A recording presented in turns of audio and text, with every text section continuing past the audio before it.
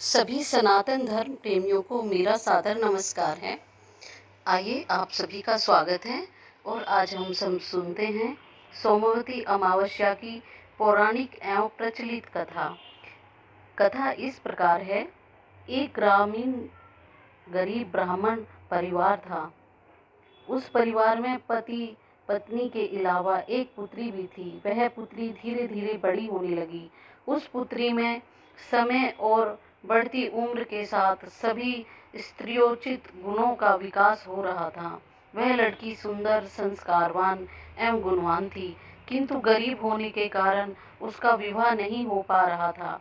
एक दिन उस ब्राह्मण के घर एक साधु महाराज आए। वो उस कन्या के सेवा भाव से काफी प्रसन्न हुए।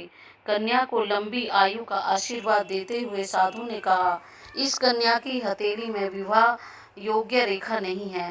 तब ब्राह्मण दंपति ने साधु से उपाय पूछा कि कन्या ऐसा क्या करे कि उसके हाथ में विवाह योग बन जाए। साधु ने कुछ देर विचार करने के बाद अपनी अंतर्दृष्टि से ध्यान करके बताया, कुछ दूरी पर एक गांव में सोना नामक एक धोबिन जाति की एक महिला अपने बेटे और बहू के साथ रहती है, जो बहुत ही आचार विचार और संस्कार संपन्न तथा पति परायण है। यदि यह कन्या उसकी सेवा करे और वह महिला इसकी शादी में अपने मांग का सिंदूर लगा दे, उसके बाद इस कन्या का विवाह हो तो इस कन्या का वैधव्य योग मिट जाएगा। साधु ने भी यही बताया कि वह महिला कहीं आती जाती नहीं है। यह बात सुनकर ब्राह्मणी ने अपनी बेटी से धोबिन की सेवा करने की बात कही। अगले दिन कन्या प्रातःकाल उठकर सोना धोबन के घर जाकर साफ सफाई और अन्य सारे काम अपने करके अपने घर वापस आ जाती। एक दिन सोना धोबन अपनी बहू से पूछती है कि तुम तो सुबह ही उठकर सारे काम कर लेती हो और पता भी नहीं चलता। बहू ने कहा, माँ जी, मैंने तो सोचा कि आप ही बहुत जल्दी उठकर सारे घर के काम कर लेती हो। मैं तो बहुत देर से उठती हूँ। इस पर दोनों सास बहू निगरानी करने लगी। कौन है जो सुबह ही घर का सारा काम करके चला जाता है। कई दिनों के बाद धोबिन ने देखा कि एक कन्या मुंह अंधेरे घर में आती है और सारे घर के काम करने के बाद चली जाती है। जब वह जाने लगी तो सोना धोबन उसके पैरों में गिर पड़ी और पूछने लगी कि आप कौन हैं और इस तरह छुपकर मेरे घर की चाकरी क्यों करती हैं। तब कन्या ने साधु द्वारा कही बात कह सुनाई। सोना धोबन पति परायण थी, उसमें तेज था। वह तैयार हो गई। सोना धोबन के पति थोड़ा अस्वस्थ थे। उसने अपनी बहू से अपने लौट आने तक घर पर ही रहने को कहा था।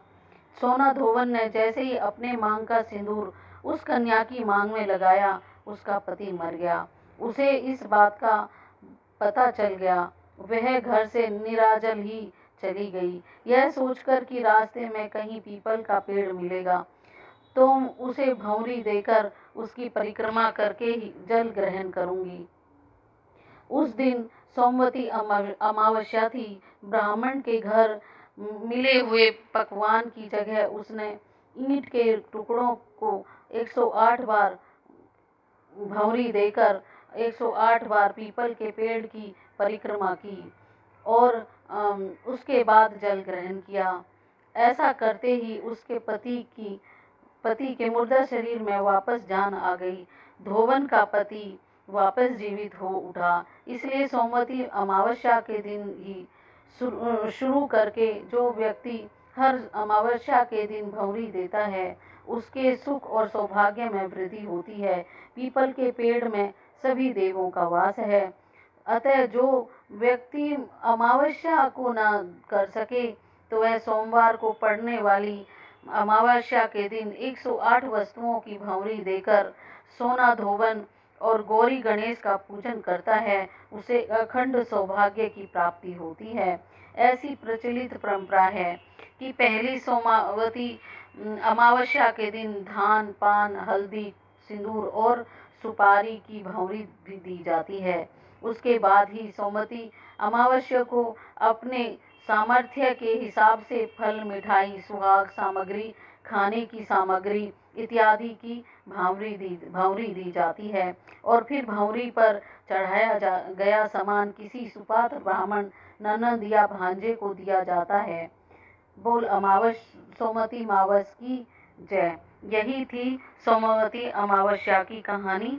अगर आपको अच्छी लगे, पसंद आए तो मेरे चैनल को सब्सक्राइब कर लें और लाइक शेयर करें। धन्यवाद आप सभी का।